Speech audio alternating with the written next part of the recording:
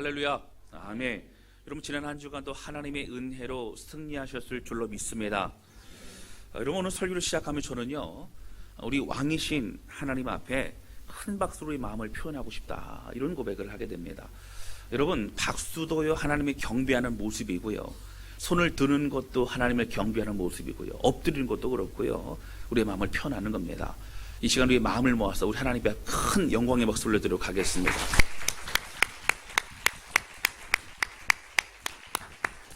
여러분, 하나님만이 영광 받으시는 예배가 되기를 원합니다. 할렐루야. 여러분, 제가 사택에 살고 있지 않습니까?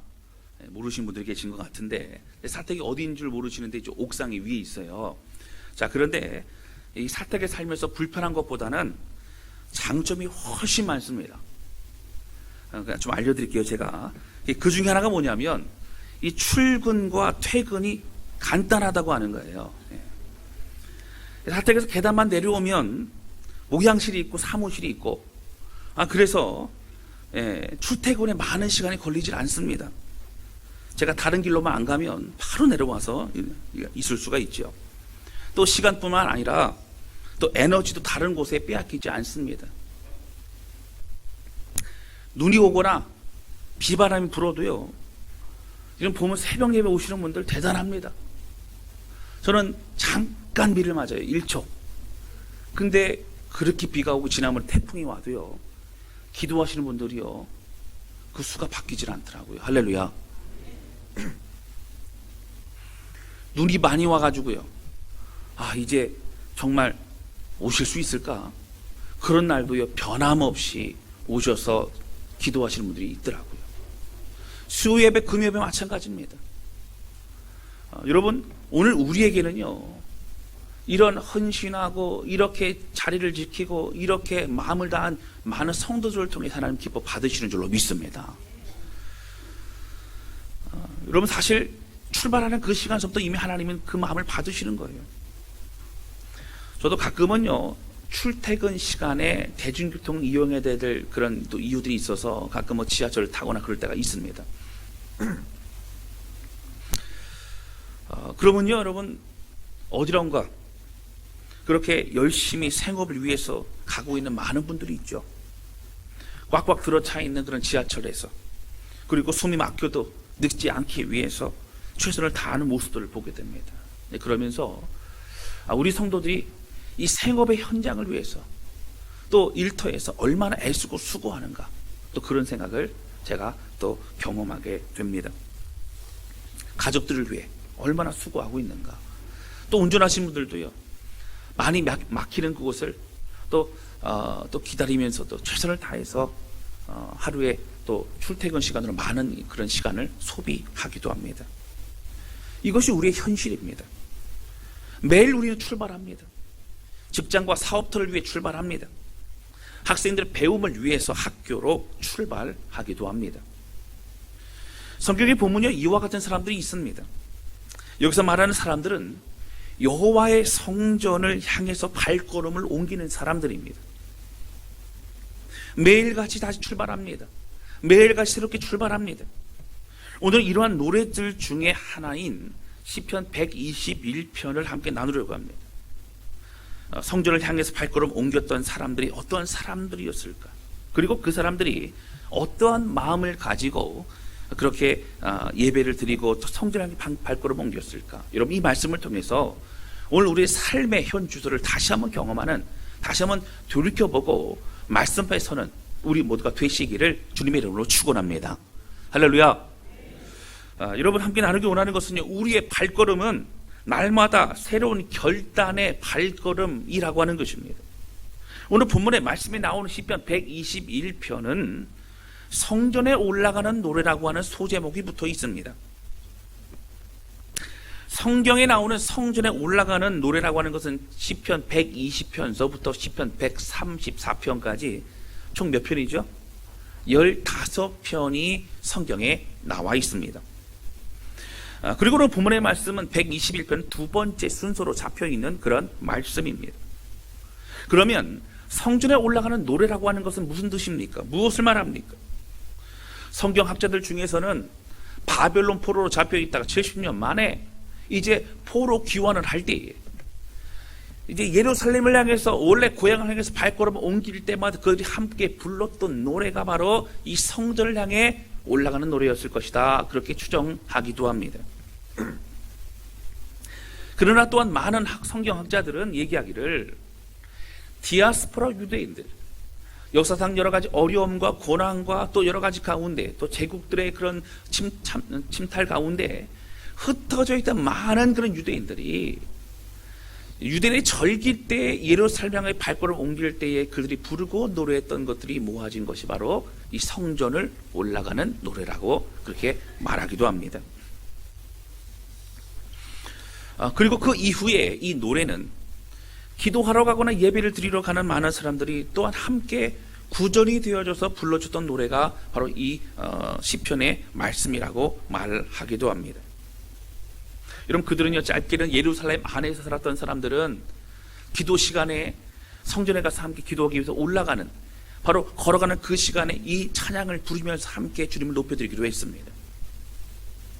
우리가 잘 아시는 것처럼요, 사도행전에 나와 있는 베드로와 요한은 성전 미문 앞에 있던, 나면서부터 걷지 못했던 그 사람은 어떻게 합니까? 바로 주목하여 보고 예수님의 이름으로 이렇게 세웁니다. 여러분, 그때도요, 뭐하러 가는 길이었어요? 기도하러 가는 길이었죠. 그럴 때 불렀던 바로 이 찬양의 시들이 바로 이 15편의 찬양이라고 하는 것입니다. 제가 아까 말씀드렸지만 또 멀게는 디아스포라 유대인들, 여러분, 이집트에도 살고 있고요, 또 바벨론에도 살고 있고요, 그 시절에 이제 포로로 잡혀갔다가 돌아오지 못한 사람들, 그들도 유대인의 정체성을 가지고 있기 때문에 그들도 이제 3대 절기인 6월절과 7절과 초막절에 예배드리고 싶은 마음으로 함께 찬양하는 사람이 많이 있었다고 하는 거예요. 그들의 순례자의 발걸음, 그들의 발걸음 옮기면서 불렀던 노래가 바로 이 성전을 올라가는 노래라고 하는 것입니다. 이런 먼 곳에 있던 사람들은요, 그들에게 주어졌던 이 절기를 너무너무 지키고 싶었습니다. 그리고 적어도 평생에 한 번은, 너무 먼 곳에 있다 할지라도 평생에 한 번은 내가 예루살렘 성전에서 예배를 드리고 싶다는 그런 마음을 가지고 있었고요, 그 예배 드리러 또 제사 드리러 가는 그 과정 가운데 자녀들을 데리고 갑니다. 그 믿음의 유산이 남겨져서 이 아버지가 이렇게 고생하며 순례자로 걸어가는데 너도 분명히 하나님을 섬겨야 되고 하나님과 예배를 드리는 자가 되어야 된다는 그 마음을 가지고 함께 발걸음을 옮겼다라고 하는 것입니다. 그러나 문제는 당시에 예루살렘 성전까지 가는 여정이 쉽지가 않았다고 하는 거예요. 여러분, 지금과 같이 자동차가 발달된 것도 아니었을 뿐만 아니라 지금도 이스라엘 백성들의 그런 땅은요, 굉장히 척박합니다. 여러분, 지형은요, 산과 골짜기가 너무 많습니다. 가는 게 너무 힘들다고 하는 거예요. 예루살렘의 성전의 절기를 지키고 또 제사를 드리기 위해서는 그 1년에 한 번씩 내는 성전세가 있었습니다. 성전세를 또 내야 되고요. 또 하나는 그 양과 소와 염소를 그 먼 집에서부터 끌고 가는 것이 아니라 끌고 가다 보면 죽거나 다치거나 그러지 않습니까? 그리고 끌고 가도 이제 검사하다 보면 다리를 절거나 어렵거나 그러면 여러분 제물로 바칠 수가 없었습니다. 점점점 어떻게 됐지요? 그곳에 파는 거예요. 그러니까 처음에는 편리를 위해서 환전도 해주고 그리고 이 제물도 이렇게 도와줬습니다. 팔아서 이것을 사서 할 수 있도록 했지만 나중에 예수님 시절에는 어떻게 됐지요? 그 폭리를 취하고 가져왔던 제물도 불합격시키고 꼭 이곳에서만 사야만 되고 독점과 또 그로 인해 폭리를 취하면서 종교 지도자들은 예수님 앞에서 큰 책망을 받아야만 했다고 하는 것입니다. 어쨌든 여러분, 예루살렘 성전을 향해 다가가고 그것에 예배를 드리고 제사를 드리기 위해서는 그 제물을 사야만 되는 그런 돈이 필요했습니다. 성전세도 필요했죠. 여러분, 그러다 보면 예루살렘을 향해서 발걸음을 옮겼던 그들은 절기 때가 되면요, 그들의 발걸음이 있었습니다. 여러분, 이때를 기억하면서 그 산속에서 또 그 척박한 그곳에서 기다리는 많은 도적대들과 강도대들이 있었다고 하는 것이죠. 여러분, 이들에게는 대목입니다. 여러분, 6월절과 7.7절과 이 초막절이 절기를 누구보다 잘 알고 있어요. 그때의 길목을 지키면 됩니다. 그때 전으로 해서 몇 달만 이제 길목을 지키면 되는 거예요. 많은 돈을 가지고 갈 것이라는 그 생각을 알고 있습니다. 이들을 만나서 돈을 빼앗기거나 아니면 이제 죽거나 또 다치는 사람들이 많이 있었다라고 하는 것이죠. 그럼에도 예루살렘 성전을 향한 이 순례자들의 발걸음은 멈추지 않았습니다. 왜냐하면 그들은 하나님을 향한 간절한 마음이 있었기 때문입니다. 하나님을 예배하고 싶은 마음이 있었습니다. 예루살렘에서 멀리 떨어져 있을수록 하나님을 향한 그리움이 있었습니다. 목마름이 있었기 때문입니다. 그리고 앞서 말씀드렸지만 신앙을 잃어버리지 않는 가문 되기 위해 자녀들을 이끌고 예루살렘 성전을 향해 발걸음을 옮겼다라고 하는 것입니다. 여러분, 지금과는 다르지요. 여러분, 하나님께 예배할 수 있는 곳은 그 당시에는 예루살렘 성전밖에 없었습니다. 하나님의 임재를 상징하는 곳이 예루살렘 성전이었고요. 그리고 그들은 늘 예루살렘 성전이 있었던 산, 바로 시온산을 향하여 마음을 두었던 사람들이었습니다. 멀리 타향에 있었지만 그들은 늘 마음이 하나님께 있었고요. 여러분, 우리가 잘 알고 있는 사람 다니엘이라는 사람 아시죠? 다니엘은 바벨론의 포로로 잡혀갔었습니다. 그러나 그는 왕이요, 이제 다른 많은 신하들이 시기와 질투 가운데 어떻게 하면 이 총리로 이제 들어선 다니엘을 죽일 수 있을까? 그 왕을 이제 꾀임을 통해서 어떻게 합니까? 이제 다른 어떤 신에게라도 기도하거나 절하게 되면 이제 30일 동안 그 기간 동안 절하게 되거나 기도하게 되면 이 사자굴에 집어넣는다고 하는 조소를 꾸며 방을 붙이게 됩니다.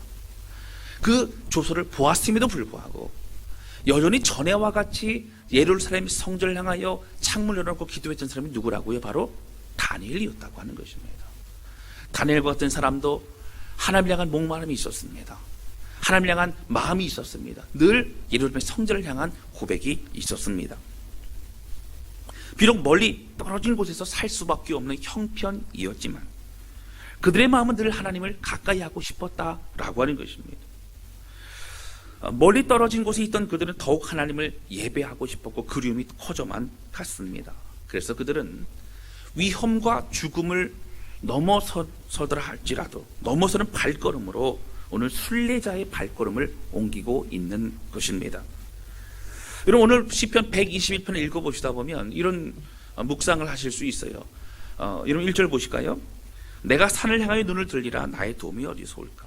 여러분, 산을 바라보면서 산이 나에게 주는 힘이구나. 여러분, 산을 바라보면서 힘이 아니라요, 오늘 산이라고 하는 어려움이 있지만 산이라고 하는 장애물이 있지만 그 산을 뛰어넘을 수 있는 힘과 능력은 바로 하나님으로부터 온다는 고백을 하고 있는 것입니다. 그 순례길에서 보이는 산은 그냥 산이 아닙니다. 바로 힘들고 어려운 장애물과 어려움의 삶을 말합니다. 여러분, 이것을요 또 어떤 성경학자들은 시온산이다 생각하는 분들도 있어요. 여러분, 맞습니다. 그렇게 표현할 수도 있고 해석할 수도 있습니다. 시온산은 바로 예루살렘이 있는 바로 예루살렘산, 성전이 있는 곳을 시온산이라고 합니다. 하나님의 임재가 있는 산을 말하죠. 그러나 제가 뒤에서 좀 설명을 드리겠지만 시편에 나와 있는 이 성전에 올라가는 이 시는 15편인데요. 또 많은 성경학자들은 뭐라고 얘기하냐면 이 시는 출발서부터 차근차근 불러졌던 시라는 겁니다. 그러면 여러분, 이 15편 중에서요 앞에 두 번째 순서에 있는 121편은 집에서 출발한 지 얼마 안 됐을 때 불렀던 그런 시기도 합니다. 여러분, 그때는요 시온산이 눈앞에 보이는 것이 아니고 넘어가야 될 산이 오히려 더 많이 보이는 때라고 하는 겁니다. 시온산이 눈앞에 보이면 얼마나 힘이 나겠습니까? 고지가 이제 다가왔구나. 여러분, 그렇게 생각하면 힘을 내겠지만 사실 눈앞에 보이는 많은 산들은 얼마나 많은 산을 넘어야 될지 그들은 염려와 두려움이 앞섰을 것이라고 하는 것입니다. 그러한 넘어야 될 산입니다. 비록 힘들고 어려운 그런 장애물과 그런 힘든 길이 놓여져 있는 그런 산을 말하고 있습니다. 여러분, 저도 이스라엘 땅을 직접 가보지는 못했습니다. 그런데 사진이라던가 아니면 여러 간접적인 그런 또 영상과 자료들을 보면서 참으로 척박하고 힘든 땅이라는 것을 알게 됩니다. 우리처럼요, 여러분, 이스라엘 그 이스라엘에 있는 산들은요, 전 세계에서 참 아름다운 산을 우리나라가 많이 가지고 있어요. 산들 보면 여러분 뭐 봄이고 특히 가을 되면은 이 단풍 구경도 많이 가지 않습니까? 그런데 이스라엘에 사는 민둥산입니다. 여러분 시내산 같은 데 가보시면 여러분 아시겠지만 막 나무가 우거져 있고 그런 산이 아니라고 하는 거예요. 그런 산이 넘어가야 될 장애물이 어려운 그런 척박한 곳이 바로 이스라엘 땅입니다. 평야지대도 있지만 주로 깊은 골짜기와 높은 산들이 있는 곳이 바로 이스라엘 땅입니다. 그러나 많은 지역이 이동하고 움직이기에는 그렇기 때문에 너무도 힘들고 어려운 땅이 이스라엘 땅이라고 하는 것입니다. 여러분 잘 아시는 요단 강과 같은 그런 지역은 여러분 해수면보다 더 낮은 곳입니다. 특히 사해라고 하는 곳은 여러분 사해 아시죠?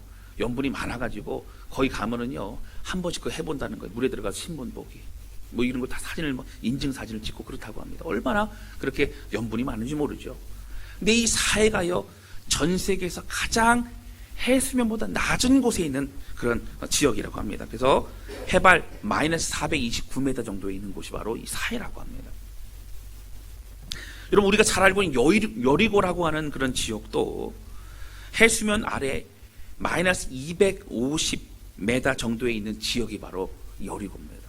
그런데 여러분 오늘 우리가 함께 말씀을 보고 있는 예루살렘이라고 하는 지역은 해발 790m 높이의 높은 곳에 있는 바로 도시가 바로 예루살렘입니다. 그렇기 때문에 이스라엘 지형은요 깊은 곳 들어갔다가 또 위로 올라갔다가 해야 되는 그런 평지가 이제 순탄한 땅이 아니라 어디 한 군데 가려고 하면 많은 그런 고통과 어려움이 겪어야만 되는 그런 곳이 바로 이스라엘 지형이었습니다. 여러분 잘 아시는 착한 사마리아인에 대한 얘기 여러분 아시죠? 이 착한 사마리아인이라고 하는 이 내용은 누가복음 10장에 보면 나와 있는 25절부터 나와 있는 바로 내용입니다. 어느 날 율법 교사가 예수님께 찾아와서 예수님 시험하려고 얘기를 합니다. 그럴 때 답변으로 했던 예화가 무엇이냐면 바로 이 착한 사마리아인에 대한 얘기를 예수님이 하시게 됩니다. 내용이 이제 그렇습니다. 어떠한 사람이 예루살렘에서 여리고로 이동을 하는 길에 이제 그곳에서 강도를 만납니다. 거짐 죽을 정도로 그렇게 고통스러운 그런 시간을 갖게 됩니다. 그래서 여러분 길에 이제 누워 있죠. 살안 죽어지 모릅니다. 근데 그 앞을 지나가던 제사장과 레위인들은 그냥 지나가지요.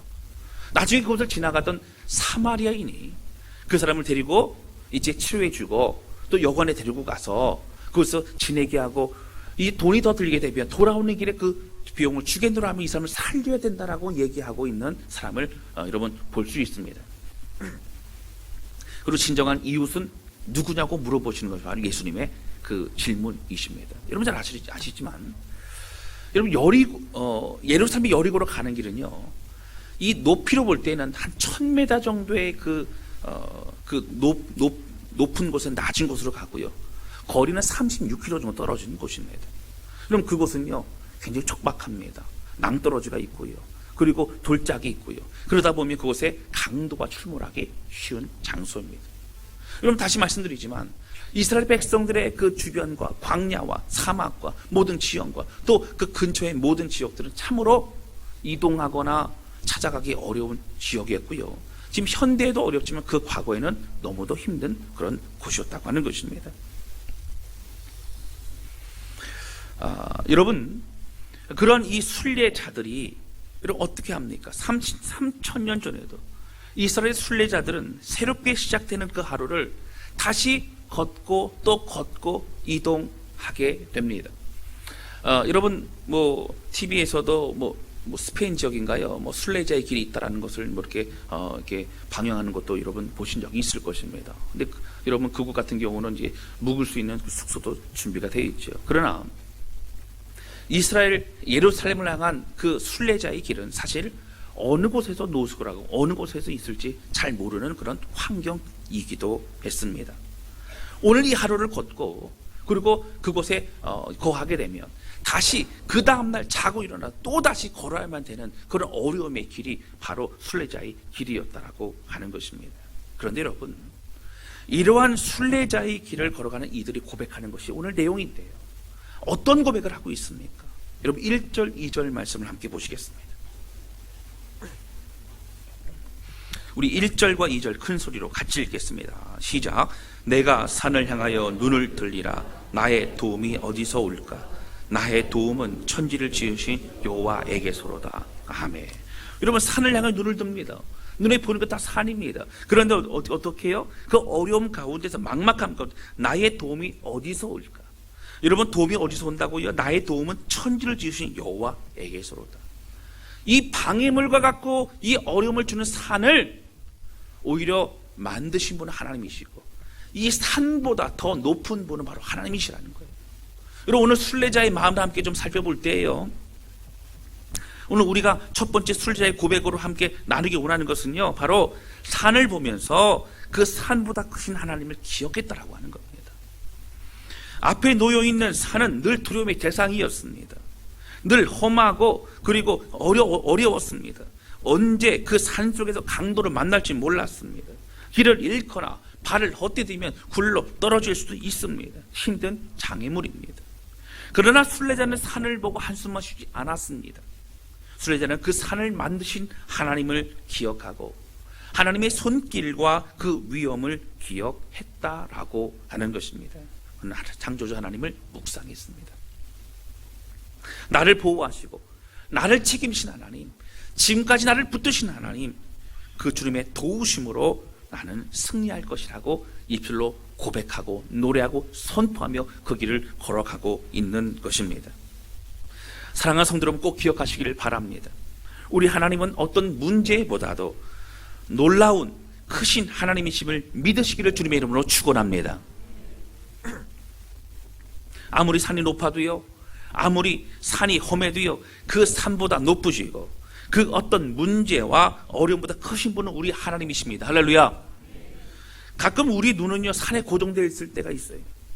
또 산이네, 이 산을 넘어가면 또 산이 있겠지, 언제까지 나는 이런 인생을 살아가야만 되는가라고 하는 허탈감과 두려움에 사로잡힌 사람들도 있을 수 있다는 거예요.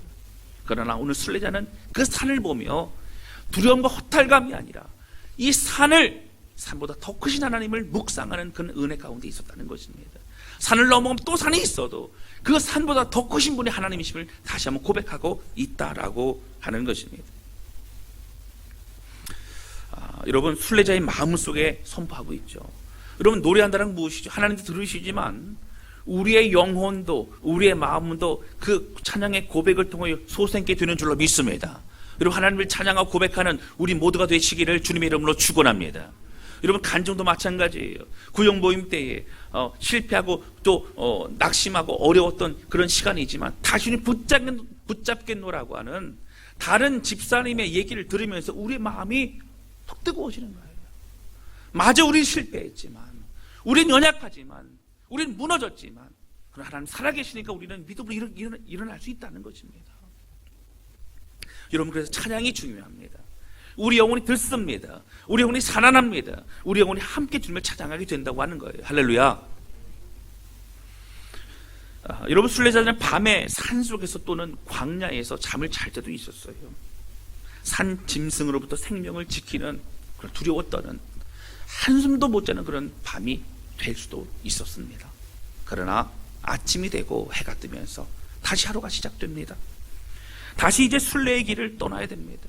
아마 갈등이 있을 수 있겠지요. 집에서 떠나온 지 얼마 안 됐을수록 되돌아갈까?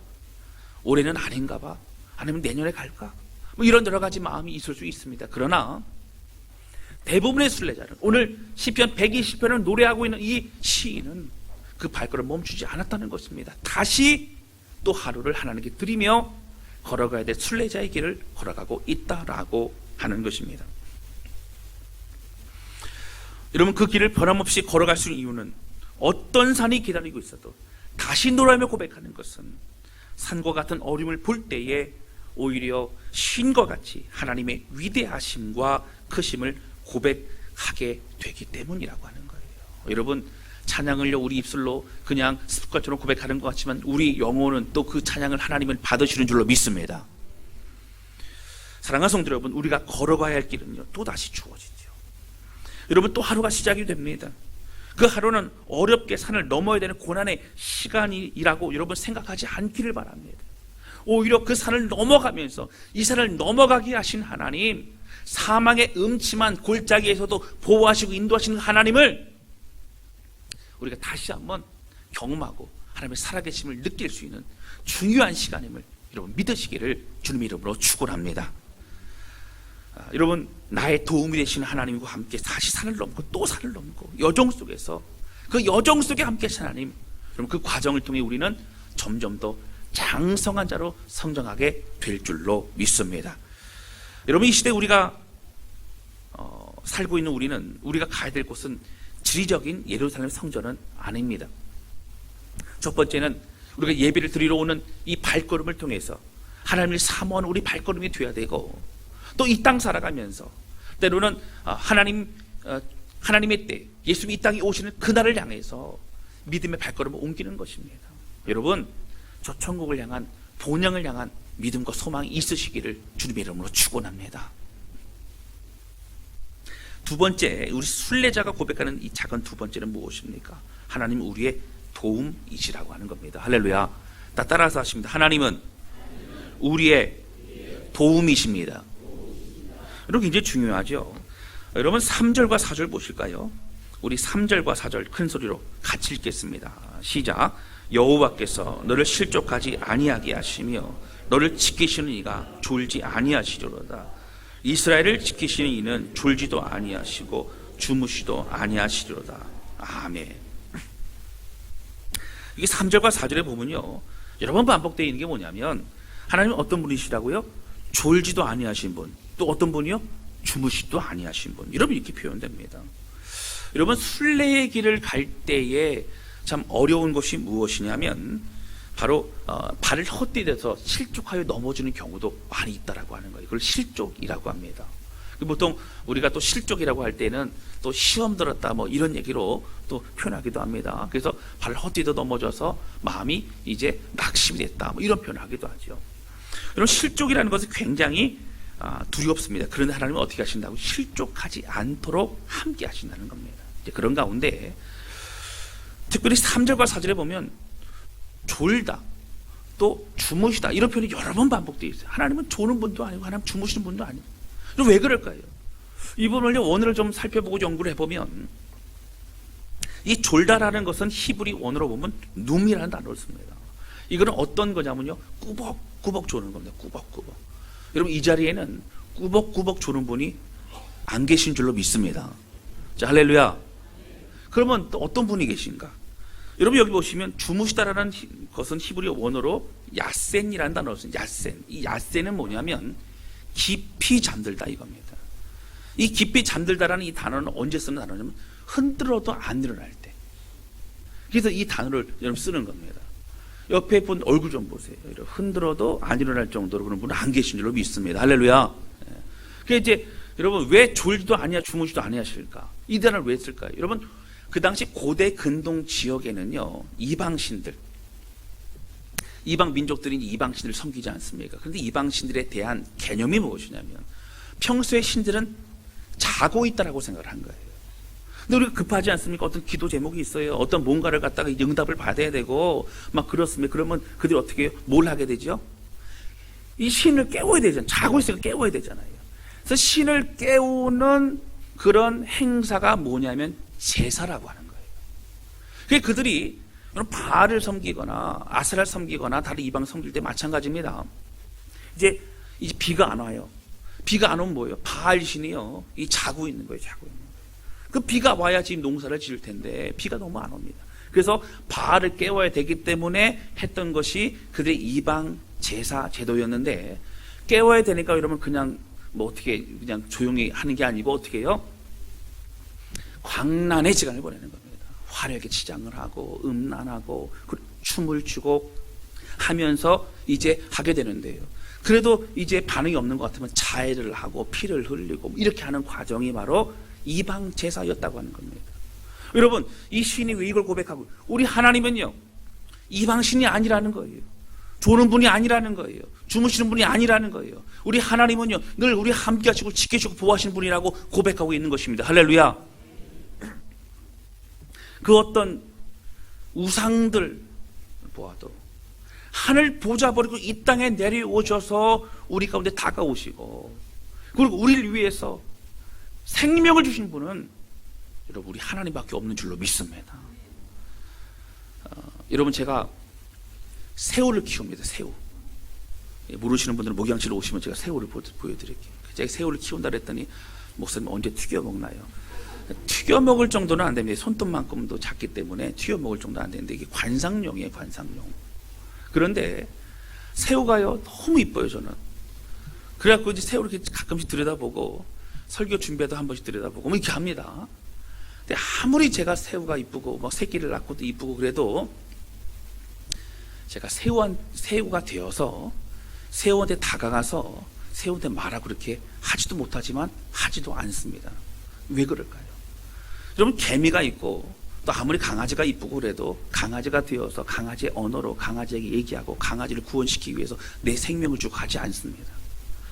하늘 보좌에 하나님이 이 땅에 오신 것은 여러분 기적 중에 기적인 줄로 믿습니다. 우리를 얼마나 사랑하시는가. 그 사랑 기억할 때만 우리는 여러분 믿음 안에 승리할 수 있다라고 하는 것입니다. 여러분 어쨌든 조금 비껴나가는데요, 이 제사를 드리면서 광란의 시간을 보내고 그러면서 이제 잠자고 있는 그런 신을 깨운다라는 개념을 갖고 있는 그 시대의 많은 사람들 가운데 여러분 유대인들도 가끔은요 순례길을 걸어갈 때 외롭고 힘들고 두려우면 하나님 혹시 졸고 계신 거 아니야? 하나님 날 혹시 외면하신 거 아니야? 하나님 주무시는 거 아니야? 그런 두려움이 마음속에 다가올 때가 있었다라는 거예요. 그래서 그들이 어떻게 합니까? 하나님은 졸지도 않으시고 주무시도 않으실 분이라는 그런 믿음의 고백을 선포하며 하나님 감사합니다. 나는 실족하지 않습니다. 나는 낙심하지 않습니다. 나는 이 길을 걸어갑니다. 주를 향해 나아갑니다. 고백하며 그 길을 걸어가고 있더라라고 하는 거예요. 할렐루야. 그럼 이 믿음이 우리 믿음 되시기를 주님의 이름으로 축원합니다. 심지어 여러분 잘 아시는 것처럼 성경에 보면 북이스라엘 아방 시대 때에 엘리야 선지자가 바알과 또 아사라의 그 제사장들과 영적 대결을 하지 않습니까? 그때 이제 850명의 그 제사장들과 함께 또 혼자 있었던 이제 엘리야 선지자가 이제 영적 대결을 합니다. 그때 여러분 잘 아시는 것처럼 산에 불이 내려와 가지고 그래서 물 안에 있었던 그 소를 다 태워버리면 승리하는 겁니다. 여러분 먼저 계속적으로 이제 바알과 아사라의 제사장들이 그렇게 춤을 추고 광란의 시간을 보냅니다. 그렇지만 여러분 어떻게 해도 결국 불이 내려오지 않죠. 그들이 자해를 합니다. 피를 흘립니다. 어떻게 해서라도 자극을 해서라도 어떻게 해서라도 신을 깨워야 된다는 거예요. 그러나 살아계신 하나님은 그 모든 걸 지켜보시고 다른 것이 아니에요. 하나님의 위엄을 드러내신 사건이 바로 엘리야와 그 바알과 아사를 섬기는 제사장들의 영적 싸움이었다고 하는 것입니다. 사랑하는 성도 여러분, 심지어 그들은 응답하지 않으면 어떻게 합니까? 자기의 아들을 죽여서라도 어떻게 해요? 그렇게 그 신들을 자극하려고 합니다.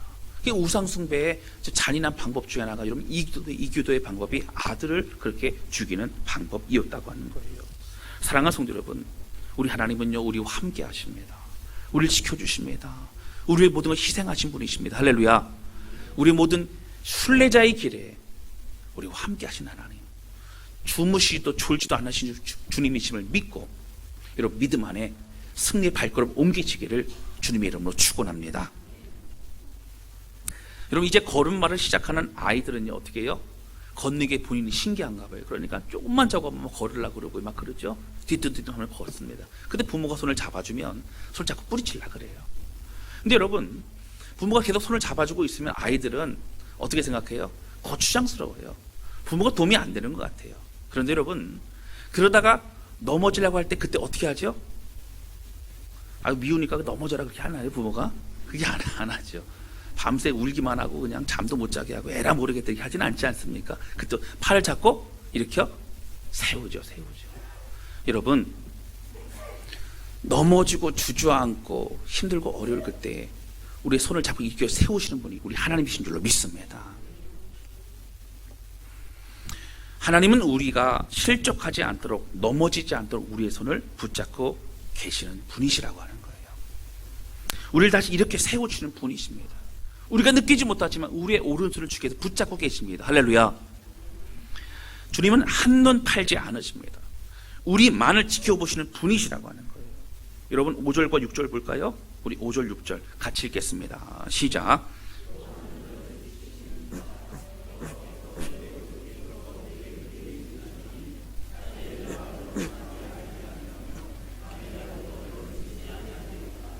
아멘. 하나님은 우리를 지키시는 분이시세요.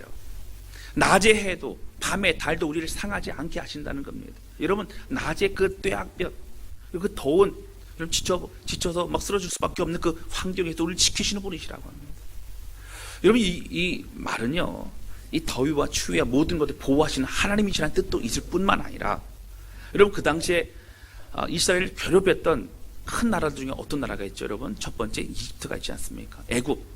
이 애굽 이집트는요 바로 태양신을 섬겼습니다. 그래서 이 태양이라고 하는, 해라고 하는 것은 이집트를 상징합니다.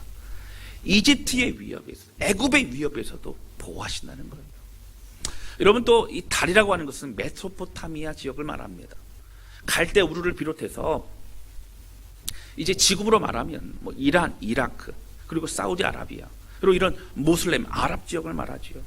여러분 그들은 지금도요 이 달이 그들의 상징입니다. 그래서 국기 안에도 있고요. 그리고 또 모스크 사원의 꼭대기에 보면 여러분 뭘 달아놨어요? 초승달을 걸어놨지요. 바로 달을 상징합니다. 그리고 여러분 메소포타미아 문명의 이 평야지대도 여러분 이 초승달 모양으로 되어 있습니다.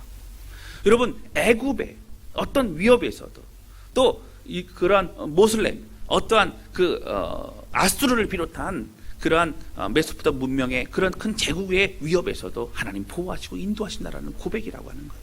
사랑하는 성도 여러분, 낮의 해와 밤의 달도 우리를 상하지 못하게 합니다. 우리 하나님 우리를 붙잡고 계시기 때문인 줄로 믿습니다. 여러분 하나님은 우리의 모든 위협 속에서 지키시는 분이십니다. 어떠한 일이 벌어질지라도 두려움 속에서도 지키시는 분이 하나님이십니다. 그것을 마음속에 늘 다짐하며 부르는 노래예요.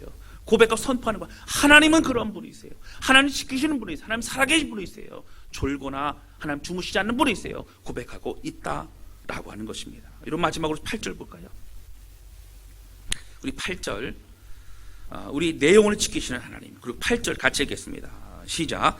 여호와께서 너의 출입을 지금부터 영원까지 지키시리로다. 아멘. 지금부터 영원까지 지키신대요. 여러분 주님은 끝까지 우리를 지키신 줄로 믿습니다. 주님 붙잡으면 돼요. 그런데 7절에 보면 내 영혼을 지키신다. 여러분 이 내용을 지키신다는 것은 마음이 요동치 않도록 주님께서 함께 하신다는 겁니다. 여러분 1절과 2절에 보면 도움이라고 하는 단어가 많이 반복되죠. 나의 도움은 어디일까? 나의 도움은 천지이신 여호와로다. 이 도움이란 단어를 원어로 보게 되면 여러분 이 단어는 군사적 용어입니다. 다시 말씀드리면 이 도움이란 건 뭐냐면 여러분 후방에서 이제 군사 물자를 보급해주는 이 보급을 말합니다. 그러면 무슨 얘기예요? 하나님은 우리가 싸울 때에 우리가 싸울 수 있도록 힘을 주신 분이시라는 거예요. 영적 전쟁에서 이게 하신 분이시라는 거예요. 여러분 우리의 삶에서요 마음이 낙심하고 믿음이 낙심하면 여러분 그때부터가 문제입니다. 상대방의 상황 또 문제와 어려움의 지금 상황이 크고 작고의 문제가 더 큰 것이 아니라 그 중요한 것이 아니라 오늘 우리가 어떠한 믿음으로 서 있는가 더 중요하다고 하는 거예요. 믿음이 있는 자들은 이길 수 있습니다. 할렐루야.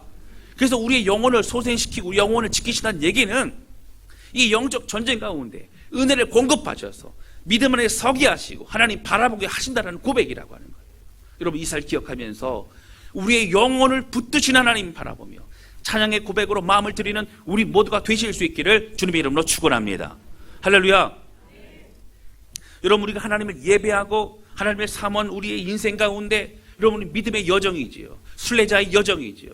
가다 보면 산이 있습니다. 때를 골짜기로 깊이 들어가야 됩니다. 어렵습니다. 그러나 여러분 기억하시길 바랍니다. 우리 하나님 우리의 도움이십니다. 우리의 능력이십니다. 여러분 졸지도 아니고 아니하시고 주무시도 아니하신 분이 우리 하나님이십니다. 할렐루야. 그 주님 바라보면서 여러분 믿음의 고백이라는 거예요. 눈에는 산이 보이지만 산보다 하나님을 바라볼 수 있는 것이 믿음의 고백이라는 겁니다. 이것을 알기 때문에 노래합니다. 왜 노래해요? 내 영혼도 듣고 내 영혼도 선포하고 내 영혼도 다시 주님을 붙잡는 것이라고 하는 것입니다. 우리 인생은 어떻습니까? 우리의 믿음의 길을 걸어가면서 우리를 막고 있는 그런 산이 있지는 않습니까? 어떤 믿음의 고백을 하십니까? 날마다 머뭇거리며 믿음의 길을 걸어가는 걸 주저하십니까? 오늘 현재 이 땅에 살고 있는 우리는 다시 믿음의 여정을 출발하는 겁니다. 다시 일어나서 우리에게 주어진 똑같은 삶을 살면서도, 똑같은 직장을 가고 똑같은 사업들을 가면서도 오늘 우리는 똑같은 길이지만 믿음의 여정을 가는 사람이 있고 또 세상의 길을 가는 사람이 있다라고 하는 것입니다. 여러분, 저도 앞에서 말씀드렸지만 우리에게 주어진 하루하루는요, 우리가 가야 될 길이라는 거예요. 그래서 이 놀라운 이 고백과 같이 날마다 하나님 붙잡고, 여러분, 저 시온성 향해서, 예루살렘 성전 향해서 여러분 끝까지 믿음의 길을 걸어가는 그런 우리 모두가 되실 수 있기를 주님의 이름으로 축원합니다. 여러분, 앞에 말씀드렸지만 시편 120편부터 134편까지는 15편이라고 말씀드렸고, 그리고 어떤 성경학자들은 이 집에서도 출발하면서 이제 순서대로 부르는 찬양이라고 했어요. 그러면 두 번째 있는 이 시편 121편은요, 출발한 지 얼마 안 됐을 때라고 하는 거예요. 여러분, 계산이 되세요?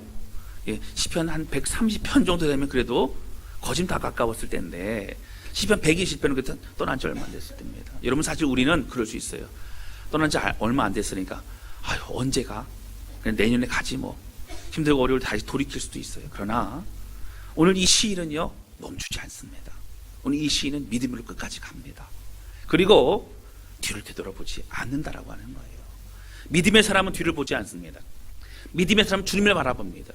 믿음의 사람은 목표를 바라봅니다. 믿음의 사람은 우리의 가야 될 그 길을 바라봅니다. 그 길은 주님이 앞서 가시는 줄로 믿습니다. 이 사실 기억하면서 여러분, 우리 일상의 바쁜 삶 속에서도 우리가 나가야 될 방향 잃어버리지 않고 주님 고백하면서 날마다 새롭게 출발하고 날마다 새롭게 출발하는 그는 은혜의 길을 걸어가는 우리 모두가 되시기를 주님의 이름으로 축원합니다. 함께 좀 찬양 주 앞에 드리고 기도했으면 좋겠습니다.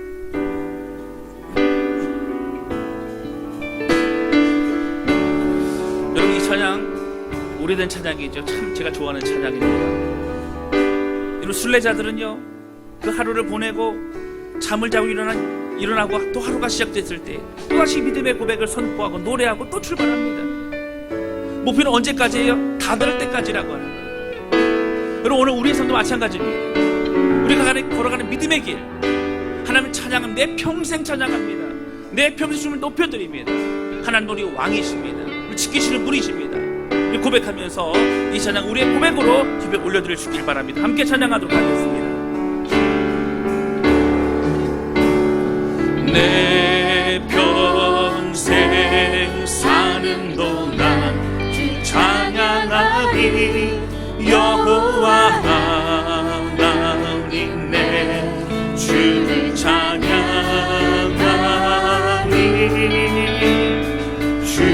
주님을 묵상하니 즐겁도다. 내 영혼 주 안에서 참 기쁘니. 내 영혼아 주님을, 내 영혼아 주님을 송축하라. 내 영혼아 주님을 찬양하라. 내 영혼아 주님을 송축하라. 내 영혼아 주님을 찬양하라. 우리 간주해 주시고요, 조금만 작게 해주세요. 여러분, 이 찬양을 다시 한번 부를 텐데요, 신앙생활 하면서 가족이 다 나오지 않고 나 홀로 신앙생활로 예배드리는 분들 많이 있으시죠? 때로는 격려받지 못하고 또 지지받지 못하고 또 외롭게 신앙생활 하면서 힘들고 어려울 때 많이 있습니다. 그러나 여러분, 오늘 예배를 향하여 나오는 발걸음, 또 주님을 향해 나가는 우리의 이 발걸음은 여러분 잘 기억하시기 바랍니다. 하나님 함께 동행하시고 우리 예배를 그 발걸음 기뻐 받으시는 줄로 믿습니다. 여러분, 이 사실 기억하면 내 평생 주님을 찬양하겠습니다. 내 평생 주님만 높여드리겠습니다. 이 마음 변치 않겠습니다. 고백하며 찬양하도록 하겠습니다. 내 평생 사는 동안 주 찬양하리. 여호와 하나님 내 주를 찬양하리. 주님을 묵상하니 즐겁도다. 내 영혼 주 안에서 잠기. 우리 고백합니다. 우리 영혼에게 고백합니다. 내 영혼아, 내 영혼아, 주님을 송축하라. 내 영혼아, 주님을 찬양하라.